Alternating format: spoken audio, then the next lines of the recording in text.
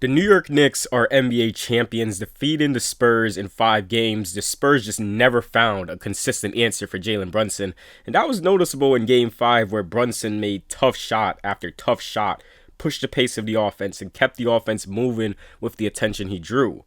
What was one of the biggest head scratchers in the series is that the Spurs had a sizable lead in the majority of those games, but they simply couldn't close it out.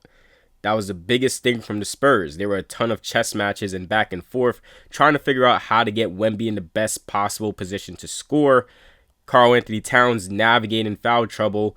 OG just being a phenomenal closeout attacker and being a good three-point shooter.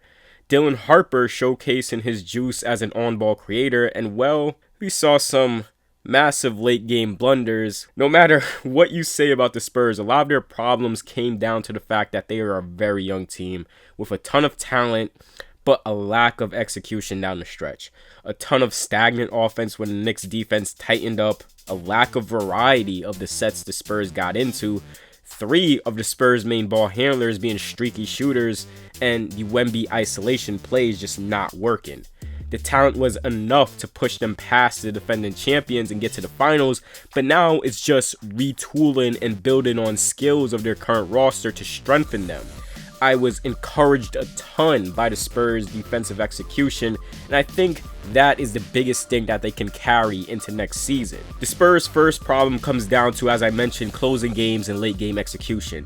Coaching and having the players go hand in hand down the stretch. A stagnant offense was apparent in so many of the Spurs down the stretch runs. Fox and Wemby became the main closers, and well, that just wasn't strong enough. Probably one of the more underrated features of a championship team is having that said closer. And the value of having a legit closer gives the feeling as a spectator, hey, they may be down, or this may be a close game, but we have someone on this team who is proven to make tough shots, and that value of tough shot making is what makes big time players. The Knicks have Jalen Brunson, OKC has Shea in 2025, the Pacers had Tyrese Halliburton in 2025, the Mavs had Luka and Kyrie in 2024, Jokic and Murray in 2023.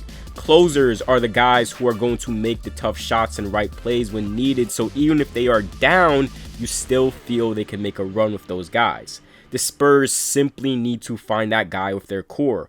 Harper is a guy who has that potential. Fox has shown that he can do it in years past. I feel for my man Fox because it just wasn't pretty here. The Spurs' second problem, 3 of the Spurs' main ball handlers are sketchy shooters, which limits the impact of a Wemby ball screen. Wemby still needs to fill out more of his frame and get into that balance of when to hold a screen longer versus him just screening and slipping out immediately with no advantage created. But the Wemby screens become tougher to be impactful when you don't have strong pull-up shooters. The only reliable shooter is Devin Vassell, and you can also say Julian Champagnie, but those guys aren't strong ball handlers to call consistent ball screens for. Defenders don't really trust Fox, Harper, Castle to hit pull-up shots consistently, which makes going under Wemby screens easier or just sagging off those ball handlers.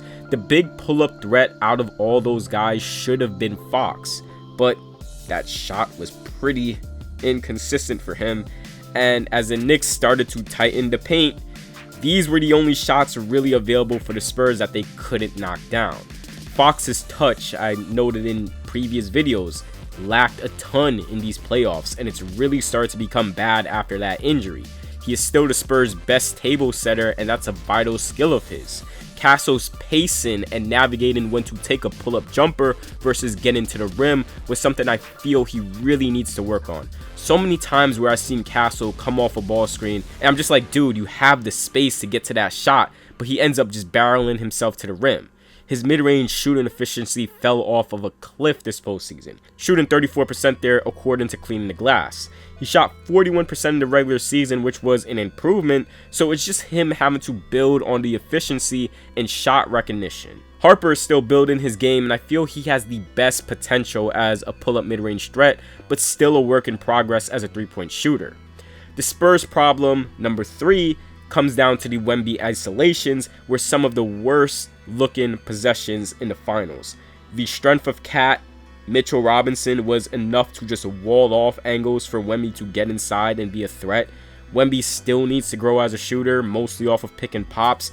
The slash and threat of the three guards are enough for defenders to channel in on them and leave Wemby open for a pick and pop three or flow into a mid-range jumper off that ball screen. He just doesn't have the body, and I think we need to be realistic when we're looking at Wemby.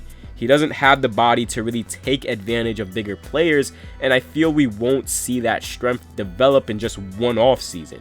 So Wemby is mostly going to have to dig more into that finesse game against those bigger type of players. So for him, it's just continuing to build on his jumper, and as well as I just really want to see him develop a hook shot. Like a hook shot with good touch when he gets positioning in the low post. I still think the value of adding a legitimate off the dribble shooter or a movement shooter who can handle the ball a little bit will unlock his full potential as an interior rolling threat. The Spurs problem number 4, retooling the bench is key. Harrison Barnes and Keldon Johnson were basically unplayable at times. I was very surprised on the Keldon Johnson stuff and the lack of production from him. Julian Champagnie, he provides value as a shooter and could be a nice piece to help strengthen that bench as they can look to add a versatile player in that role as a power forward who is taller and can give value as a shooter, defender, with some juice as a rebounder and playmaking hub. The Luke Kornet situation is pretty weird because I feel he is a good backup center, but he just isn't really scheme versatile with his defense and isn't mobile enough to really defend on the perimeter at a sustainable level, which was noticeable in the finals even though he was good in the first couple of rounds in the playoffs. The drop off in production was very noticeable when Wemby went out, and his biggest value is mostly in terms of keeping him as close to the paint as much as possible on defense and his screen setting. The Fox Harper situation oh my gosh, people are just going at that with full head of steam on social media. It's become something that's just weird to navigate, I feel. I'm super high on Harper. I have a video up just documenting his skills. If you guys haven't seen that, I have made it a life's mission, just like I made it a life's mission for Mitchell Robinson. I will tell anyone who is willing to listen how good Dylan Harper is. And I'll tell anyone who's willing to listen how good Mitchell Robinson is. But I think he has strong potential to be an all-star in the next few years. There's not a lot of guys who has different ways to score at the rim, who changes directions as fluidly as him, and can also defend his tail off while developing that mid-range shot and being a solid playmaker. There's too much valuable skills in his arsenal for him to not at least have all-star potential. The dude is going to be really good.